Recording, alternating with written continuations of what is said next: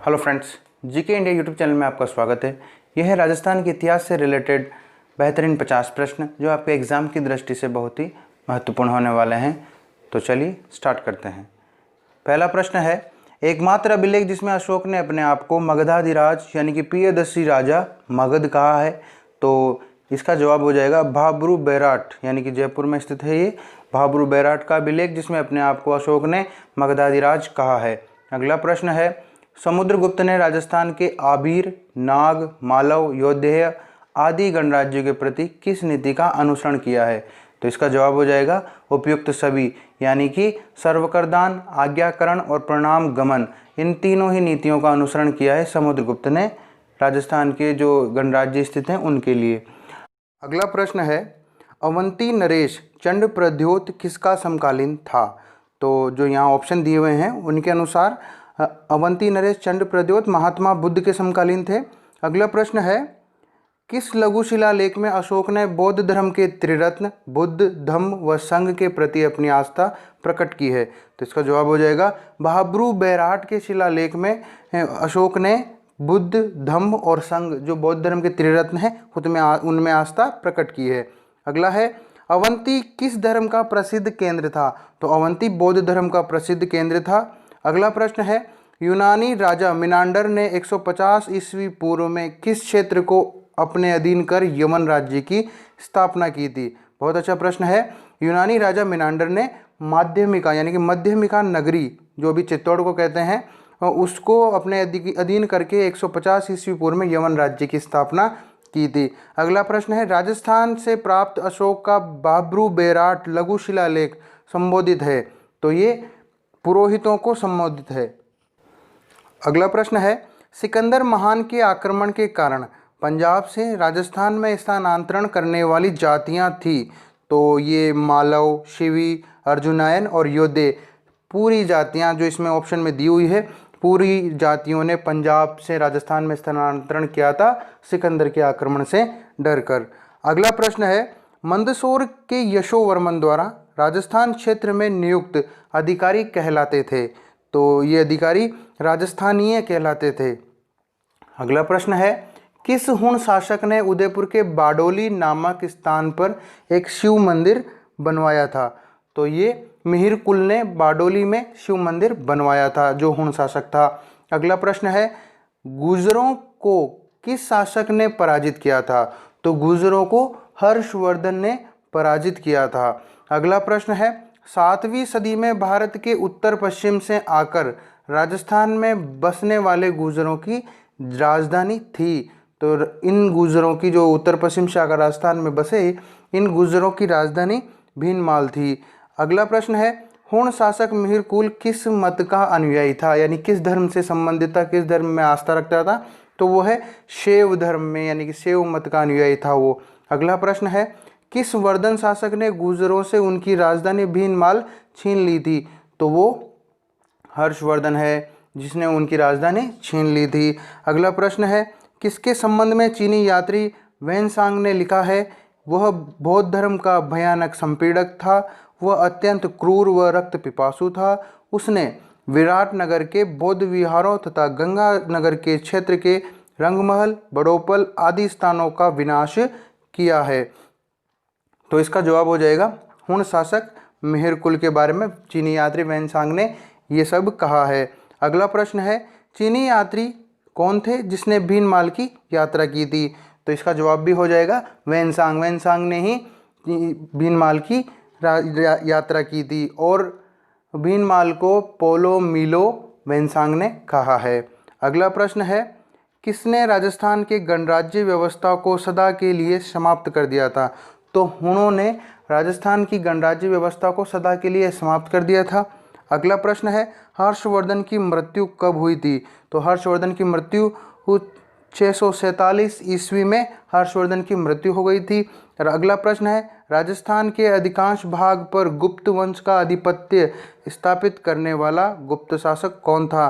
तो वो था चंद्रगुप्त द्वितीय, जिसने राजस्थान के अधिकांश भागों पर गुप्त वंश का शासन स्थापित कर दिया था।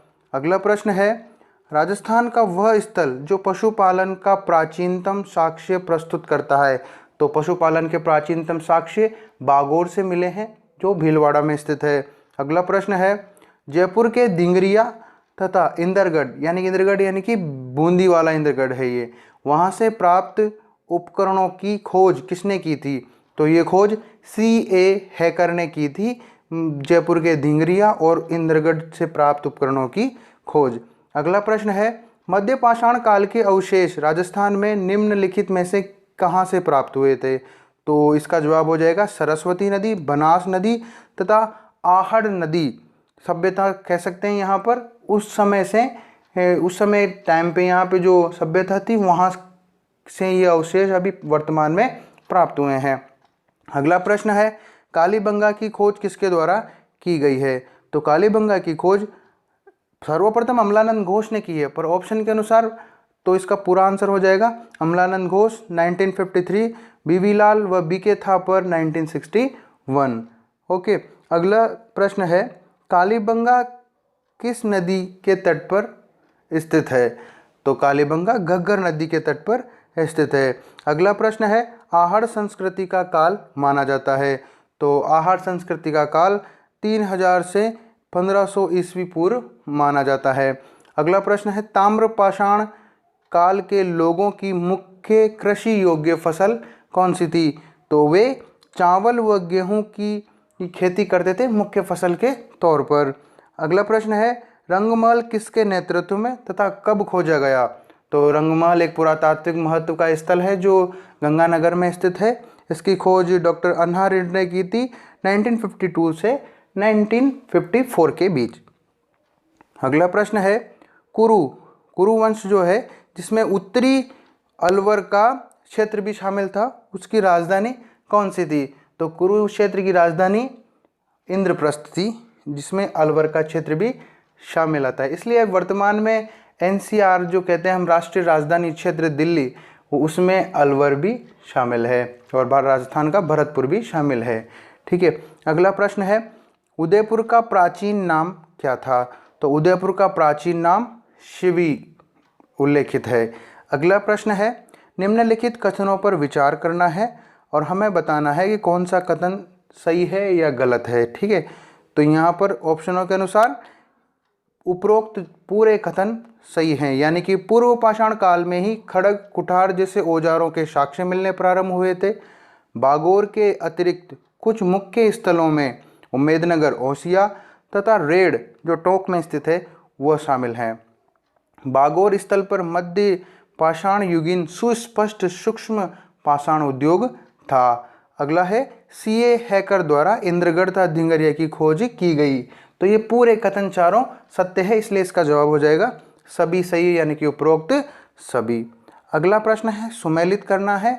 तो ये सुमेलित कुछ इस प्रकार हैं, उम्मेदनगर ओसिया में है, बिलाड़ा जोधपुर में है, रेड पहले जयपुर में था, कई बार ऑप्शन में जयपुर भी आता है, पर टोंक का गठन होने के बाद रेड अब टोंक में है, सोहनपुर सीकर में है। अगला प्रश्न है, ये भी सुमेलित करना है, तो इसका जवाब हो जाएगा सीवी चित्तौड़ में है, शाल्व अलवर में है, राजन्य भरतपुर में है और योद्धे का संबंध उत्तरी राजस्थान से है, यानी कि इसका जवाब हो जाएगा 2, 1, 4, 3। अगला प्रश्न है, ब्राह्मण व बौद्ध संस्कृति के साक्ष्य निम्नलिखित में से कहाँ से मिले हैं? तो इसका जवाब हो जाएगा बैराट, डूंगरी व रेड से। डूंगरी यानी कि मोती डूंगरी कह सकते हैं जो जयपुर में स्थित है। अगला प्रश्न है, सबसे अधिक सिक्के किस जाति के प्राप्त हुए हैं? तो राजस्थान में सबसे अधिक सिक्के मालव जाति के प्राप्त हुए हैं। अगला प्रश्न है, निम्नलिखित कथनों में से असत्य का चयन करना है। तो इन दोनों कथनों के अनुसार दोनों ही कथन बिल्कुल सही हैं, क्योंकि मौर्य काल में चंद्रगुप्त मौर्य द्वारा संपूर्ण राजस्थान पर अधिकार कर लिया गया था, यानी कि चंद्रगुप्त मौर्य का संपूर्ण राजस्थान पर शासन था, तथा बीजक की पहाड़ी से अशोककालीन गोल बौद्ध मंदिर तथा स्तूप व मंदिर के अवशेष प्राप्त हुए हैं, यानी कि दोनों सही हैं, इसका आंसर हो जाएगा। अगला प्रश्न है, नलियासर से प्राप्त मुद्रा है। नलियासर भरतपुर में स्थित है और यहाँ से प्राप्त मुद्रा है होस्विक। ठीक है, अगला प्रश्न है, निम्नलिखित कथनों पर विचार करना है, कथन और कारण दिया हुआ है। तो कथन है, बयाना, बूंदी, डूंगरी तथा मेवाड़ से गुप्तकालीन मुद्राओं के साक्ष्य मिले हैं। अब इसका कारण दिया हुआ है, गुप्त काल में यह स्थान नील की खेती के लिए प्रसिद्ध थे। सही है, यानी कि यहाँ नील की खेती होती थी, अत्यधिक समृद्धि थी, इसीलिए कालांतर में यहाँ से गुप्तकालीन मुद्राओं के साक्ष्य मिले हैं। अतः इसका जवाब हो जाएगा दोनों ही कथन सही है। कारण आर कथन एक ही सही व्याख्या करता है। अगला प्रश्न है, गुप्त साम्राज्य के पतन के पश्चात किस शासक ने राज्य स्थापित किया? तो गुप्तों के पतन होने के बाद तोरमान ने साम्राज्य स्थापित किया। अगला प्रश्न है, बारडोली जो कोटा में स्थित है, वहाँ पर शिव मंदिर की स्थापना किसने कराई? तो वो मिहिर कुल ने करवाई थी। अगला प्रश्न है, गुर्जरों की राजधानी का नाम क्या था? तो गुर्जरों की राजधानी भीनमाल थी। अगला प्रश्न है, राजस्थान के प्रसिद्ध किसान आंदोलनों में मीणा आंदोलन कब शुरू हुआ था, यानी कब हुआ था? तो ये वर्ष 1945 में हुआ था। अगला प्रश्न है, बीकानेर के कौन से राजा यानी महाराजा ने द्वितीय गोलमेज सम्मेलन में भाग लिया था? तो बीकानेर के गंगा सिंह ने द्वितीय गोलमेज सम्मेलन में भाग लिया था। अगला प्रश्न है, कालीबाई जिसने डूंगरपुर पुलिस के हाथों अपने अध्यापक को बचाने के लिए अपनी ज़िंदगी दे दी थी, तो वो कहाँ की रहने वाली थी? तो वो रास्तापाल की रहने वाली थी। अगला प्रश्न है, निम्नलिखित में से कौन बेंगू किसान आंदोलन से जुड़े हुए थे? तो रामनारायण चौधरी बेंगू आंदोलन से जुड़े हुए थे। अगला प्रश्न है, वर्ष 1921 में राजस्थान में किसानों का सुअर विरोधी आंदोलन किस राज्य में चलाया गया था? तो वो अलवर राज्य से संबंधित है, किसानों द्वारा चलाया गया सुअर विरोधी आंदोलन।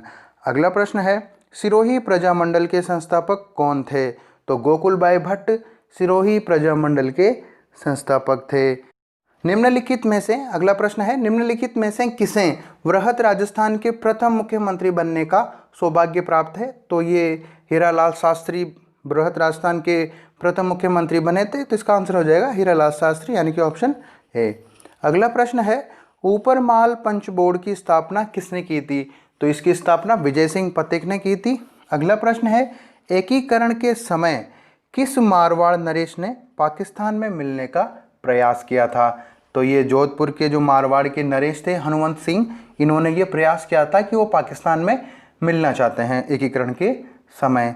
अगला प्रश्न है अंतिम आज का, राजस्थान के एकीकरण के सप्तम चरण यानी कि 1 नवंबर 1956 में किन क्षेत्रों को शामिल किया गया था? तो अजमेर तथा आबू को राजस्थान के एकीकरण के समय सप्तम चरण में 1 नवंबर 1956 को शामिल किया गया था। आपको हमारा वीडियो कैसा लगा? अच्छा लगा है तो लाइक करें, शेयर करें और चैनल को सब्सक्राइब जरूर करें, ताकि आपको ऐसी ही डेली टू डेली प्रश्न आपको रोजाना मिलते रहें। धन्यवाद। जय हिंद।